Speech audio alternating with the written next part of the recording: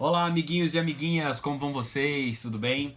É um prazer tê-los aqui de volta. Eu sou o professor Túlio Augustus, PhD em Sociologia, e quero hoje trazer uma aulinha aqui dando continuidade a alguns dos assuntos que nós viemos tratando em encontros passados. Eu quero falar hoje de 4 tópicos específicos. São eles: o surgimento da sociologia, que é um assunto com o qual nós já estamos às voltas há um tempo, né?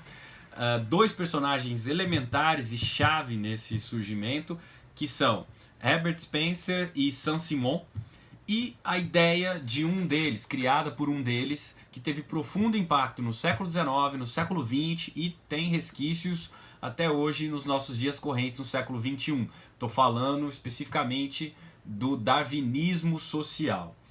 Bom, antes de tudo, vamos situar esses agentes, esse assunto no seu devido contexto sócio-histórico, né? A gente está falando aqui do surgimento da sociologia. Sempre que a gente trata desse surgimento da sociologia, a gente está falando de apagar das luzes do século XVIII e a alvorada, para usar um termo bonito, do século XIX. Isto é, 1700 e lá vai cacetada para 1800 e bolinha.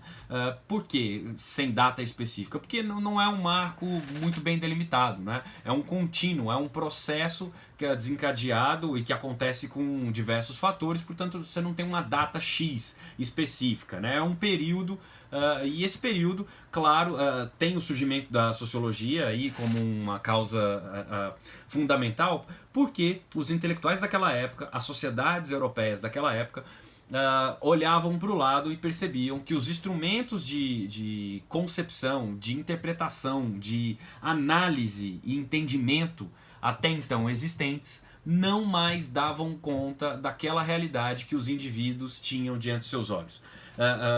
Em outras palavras, era como se as lentes pelas quais eles enxergavam a realidade estivessem bastante embaçadas e, portanto, eles precisavam de novos óculos, de novas lentes. Essas lentes novas, eu já te dou o spoiler, vão ser a sociologia, né? Essa jovem senhora aí que está completando mais ou menos os seus 200 e poucos anos e que surge nesse período diante dessa necessidade de compreender as profundas transformações existentes na sociedade europeia.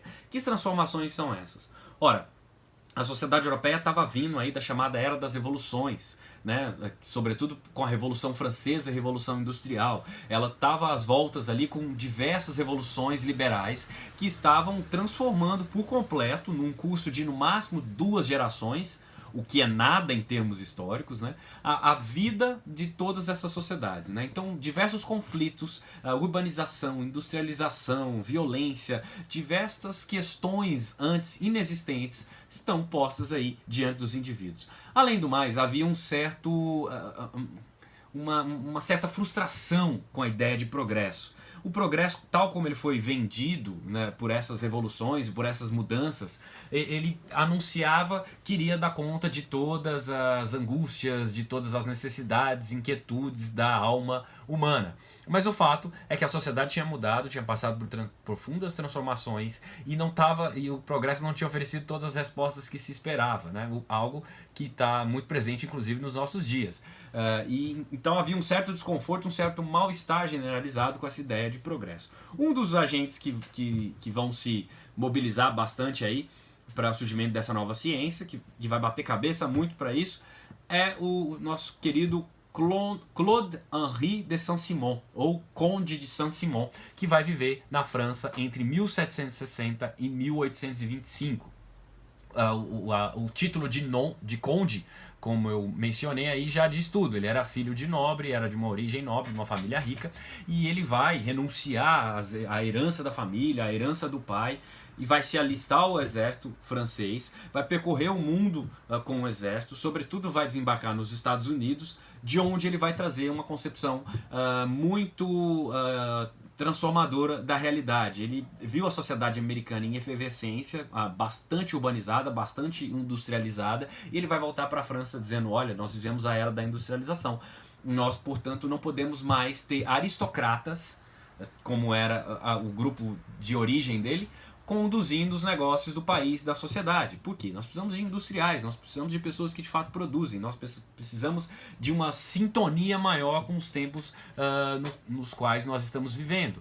Ele vai definir dois níveis dois padrões de atuação na sociedade, que são os ociosos, os preguiçosos, os que nada produzem, e os industriais, os produtivos, né? E ele vai alfinetar os nobres como os ociosos. Afinal de contas, os nobres não trabalhavam, os nobres tinham diversas regalias, mesmo ainda na França já pós-revolucionárias, eles tinham diversas regalias, não trabalhavam, recebiam os impostos, viviam de renda. E ele vai dizer, olha, a gente não pode ser conduzido por uma sociedade que tem essas pessoas que não produzem, que não trabalham na liderança. Ele vai ter um texto muito polêmico e famoso que ele vai dizer, olha, se morrerem hoje os 3.000 políticos da França aí, não se perde grande coisa. Aliás, não se perde nada. A gente só perde, de fato, se morrerem aí 3.000 ou menos artesãos, camponeses, industriais, burgueses, pessoas que trabalhem, pessoas cujo trabalho traga divisas, traga renda, mova a economia e altere substancialmente a vida de todos. Então essa concepção ele vai levar adiante e claro que essas ideias vão aproximá-lo do socialismo utópico. Ele vai ser, junto com Fourier, junto com Owen, junto com Louis Blanc, um dos pais do socialismo utópico. O socialismo utópico, que você sabe, é aquele socialismo, aquela concepção de socialismo que se dá em oposição ao chamado socialismo científico, que foi o termo cunhado lá pelo Marx e pelo Engels posteriormente, que eles reivindicavam para si o caráter de socialistas científicos e reputavam nas costas do Saint-Simon e seus colegas aí, antecessores, esse socialismo utópico, que supostamente era mais marcado por uma visão mais ideologizada, mais romantizada da sociedade. O Saint-Simon, ele era um reformista, no entanto, ele tem muitas ideias reformistas, mas ele era um sujeito que preconizava a coesão social, ou seja, a ordem social. Vale lembrar que, como eu disse, ele nasceu em 1760, ou seja, ele viu a Revolução Francesa já com um certo grau de maturidade, ele já na vida adulta, ele presenciou as profundas instabilidades, mudanças existentes na sociedade francesa. E todo aquele caos fez com que fosse desenvolvida nele a concepção de que era preciso fazer avançar a sociedade, mas avançar com bases mais ou menos estáveis, né? Com um certo grau de reformismo, não com a revolução pura e simples, sem rumo. Ele era um sujeito que achava que a igreja tinha que dar um passo atrás na condução da vida política do país, o que é uma ideia bastante iluminista e típica do seu tempo, né? Mas ele vai escrever já no fim da vida o seu livro mais famoso, que se chama Le Nouveau Christianisme, o Novo Cristianismo, no qual ele vai pregar um modelo de sociedade guiado pelo amor. Olha só, isso mesmo, amor. Aquilo que faltava aí no coração do seu ex ou da sua ex. E ele vai dizer isso, claro, com uma certa base filosófica, né? Claro que ele está dando tem uma certa coincidência aí, você, bom sociólogo que você sabe que aí esse momento é o ápice do romantismo, né? E portanto não é coincidência, não é uma mera coincidência o fato de que o romantismo estava fazendo nas artes, na literatura, na música, na poesia, ele trazer essa concepção filosófica de amor aí para a essência da sua teoria não se dá por acaso, né? Muita atenção a esse termo do amor, porque um jovem auxiliar que vai trabalhar com Saint-Simon, inclusive, de nome Auguste Comte, vai ter nessa fundamentação do amor um dos princípios da sua ideologia positivista, que vai causar muito impacto no século XIX e no século XX, inclusive aqui no nosso querido Brasil varonil.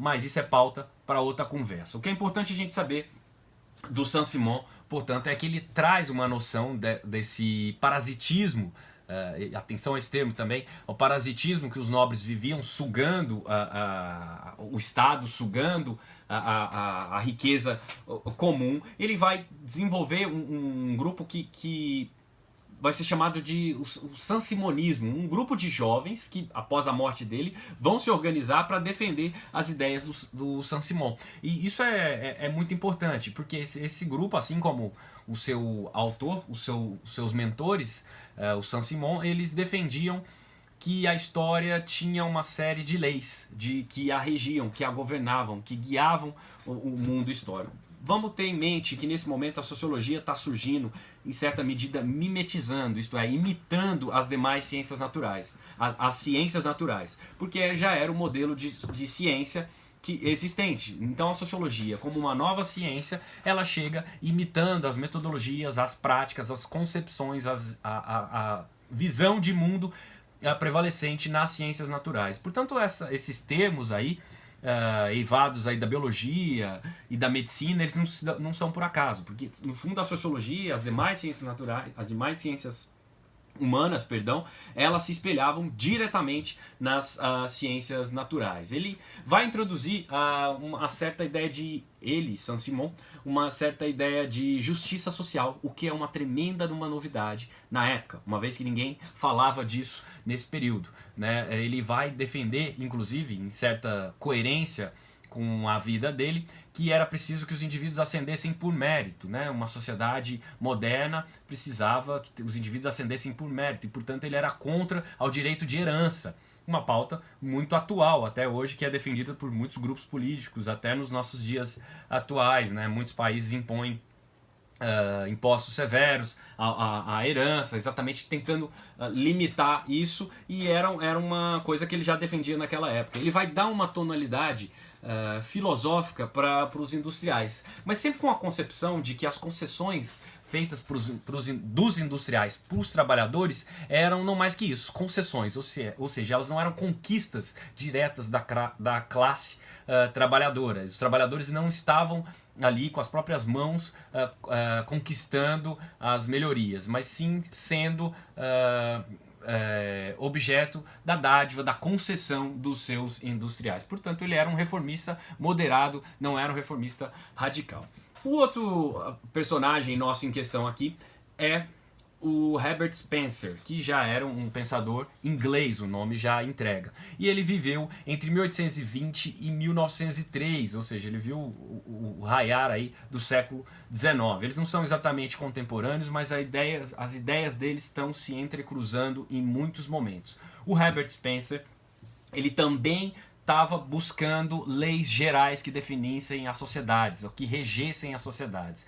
Dentro dessa concepção de que se há leis gerais que estão regendo os corpos, que estão regendo a natureza, há também leis gerais, por que não, que regem as sociedades. O grande trunfo das novas ciências humanas, ou da sociologia, é descobrir quais leis são essas. Ele defendia uma concepção, uma sociologia que atuasse diretamente na transformação social, né? Isso que tivesse uma atuação expressiva. Ele é pai também, Herbert Spencer, é pai de uma concepção organicista de sociedade, ou seja, ele interpretava a sociedade como um órgão, como um corpo social que era preenchido por diversos órgãos interdependentes. Bem a maneira de um ser vivo, bem a maneira do corpo humano. E essas analogias não são por acaso. Novamente, como eu te disse, eles estão aí bebendo dessa fonte, dessa concepção da ciência natural. Quando o Saint-Simon falava lá em parasitas, em parasitismo, ele também estava evocando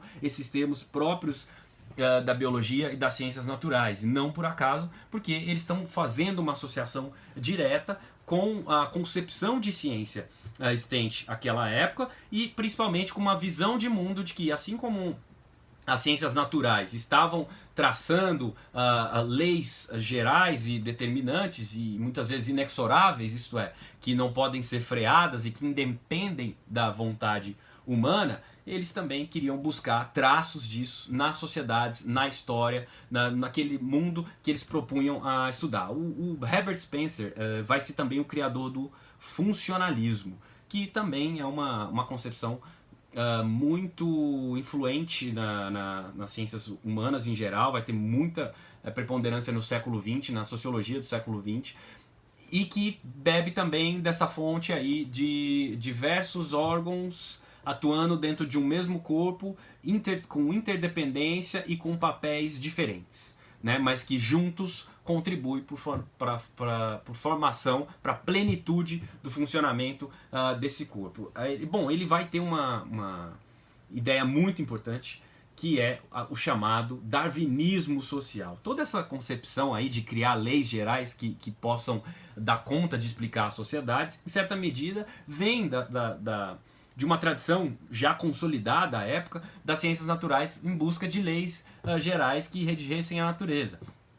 E claro, eles todos, o Spencer aqui sobretudo, está se baseando no Charles Darwin, no Darwin que publicou mais ou menos em 1859 A Origem das Espécies, em que ele está dizendo ali, falando quais são as leis da seleção natural entre as diferentes espécies. O Spencer vai se apropriar desse conceito e vai tentar emprestá-lo à sociologia, às ciências naturais, às ciências humanas, não mais às ciências naturais. Ele vai pegar esse conceito das ciências naturais e tentar encaixá-lo nas ciências humanas. O Saint-Simon, de quem nós falamos há pouco, ele falava também em fisiologia social. Ele nunca falou em sociologia, é um termo que foi surgir depois. Ele falava em fisiologia social, ou seja, fisiologia, olha, o estudo novamente do corpo, dos órgãos, das funções dentro de um corpo social. O Spencer vai se apropriar do conceito darwinista de evolução das espécies, vai tentar trazer essa concepção para a interpretação das sociedades. Vai dizer, olha, as sociedades mais envolvidas, mais aptas, mais adaptadas e que, portanto, se sobrepõem a outras sociedades. Há indivíduos mais aptos, mais adaptados e, portanto, se sobrepõem aos outros indivíduos. E essa é uma certa lei inexorável. Não depende da nossa vontade. Ela se aplica por sobre as sociedades ao longo do tempo e ela não depende da gente querer ou não que isso seja válido. É importante ficar bem claro, que fique bem claro para você, coleguinha, que o Darwin nunca falou isso, tá? O Charles Darwin, lá, aquele autor da Origem das Espécies, ele estava traçando a seleção natural na biologia. Ele nunca falou de aplicação a leis históricas e a sociedades humanas, né? Quem faz isso é o Spencer, e não apenas ele, mas ele com maior vigor, ele que desencadeia esse processo e que, se apropriando dessa ideia, vem falar, portanto, de darwinismo social, dessa concepção de que certas sociedades, certos indivíduos estão mais adaptados e, portanto, têm condições de se impor, de serem naturalmente prevalecentes sobre outras sociedades mais primitivas e tudo mais. Ele tinha na natureza uma concepção filosófica de verdade, né? Extraía verdades filosóficas da natureza. Ele tenta estabelecer leis gerais da evolução nas sociedades humanas, assim como o Charles Darwin havia feito com os animais em geral. É importante notar que o próprio Karl Marx também, muito pouca gente sabe disso, o Karl Marx ali, autor do Capital, ele também, quando escreveu o Capital em 1863, ele tentou dedicar ao Charles Darwin, né? O Darwin recusou, alegando ali motivos religiosos da família, porque o Marx era ateu, já era um sujeito, um agitador político muito conhecido na época, provavelmente o Darwin não quis se relacionar com ele. E o Engels, Friedrich Engels, que foi parceiro do Karl Marx, já no enterro, num discurso no enterro do Marx, disse, olha, o Marx fez pelo estudo das sociedades e da história o que Charles Darwin fez pelo estudo das espécies. Bom, essa é uma concepção que eles tiveram, isso é pauta para uma outra conversa nossa. O que é importante você saber dessa concepção de darwinismo social são duas grandes falhas, dois grandes defeitos que a gente pode apontar aí. A primeira delas é que ao buscar concepções e leis bastante generalistas da história, eles negavam, Herbert Spencer e o darwinismo social negavam particularismos históricos e sociais, o que é um erro evidente quando se queira estudar qualquer sociedade. Um outro aspecto negativo é que essa concepção de darwinismo social, ela abriu as portas para uma série de coisas negativas nas décadas, nos séculos seguintes. Nomeadamente racismo, teorias racialistas, imperialismo, neocolonialismo, eugenia, a ideia de que uma raça pode ser superior à outra, todos princípios de engenharia social, ou seja, de que é possível modelar um humano ideal, uma sociedade ideal, nem que seja na marra, e que são a essência dos totalitarismos do século XX, fascismo, comunismo, nazismo, todas elas, em certa medida, bebem dessa fonte do darwinismo social. Portanto, tem uma influência muito grande nas décadas seguintes, muito grande, e muito nefasta. Isso é preciso ter em mente sempre que a gente quer estudar esse tema. Bom, e é isso, é um resumo bastante breve desses tópicos. Eu espero que você tenha gostado. Se você teve a paciência para assistir até agora, por favor, dá um like aí no nosso vídeo. Se você gostou, curta. Já que falamos aí de amor nesse vídeo, garanto que você se inscrever aqui no canal, a pessoa amada volta em até 3 dias. Aposto isso com você. É isso, muito obrigado, um abraço, até a próxima.